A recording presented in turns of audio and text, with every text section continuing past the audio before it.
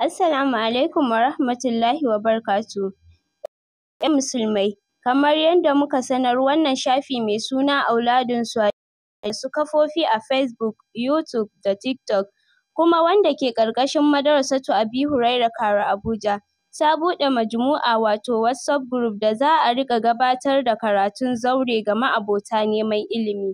Malamanmu ne a ƙarƙashin wannan tafiya suka yi wannan yunƙuri domin ba da gudunmawarsu ga al'ummar musulmai. Idan kana Facebook, YouTube ko kuma TikTok, to ka duba comment section za ka ga link na wannan majmu'a. Idan kuma bidiyo ya zo maka ta WhatsApp, sai ka garzaya ta ɗaya daga cikin shafukanmu, za ka samu link ɗin. Ina kira ga ‘yan uwa musulmai da su yi amfani da wannan dama da su girbi abin da ya sawwaƙa na ilimi daga malamanmu. Idan ka shiga cikin WhatsApp group ɗin duba za ka ga jadawal wato timetable ɗin da za a riƙa gabatarwa.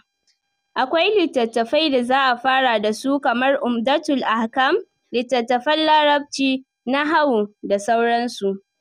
Sai ka yi sauri ka shiga wannan group ɗin domin za a fara karatu a ranar Talata 10 ga watan Muharram shekara ta 1446, wanda ya zo daidai da 16 ga watan Julai 2024.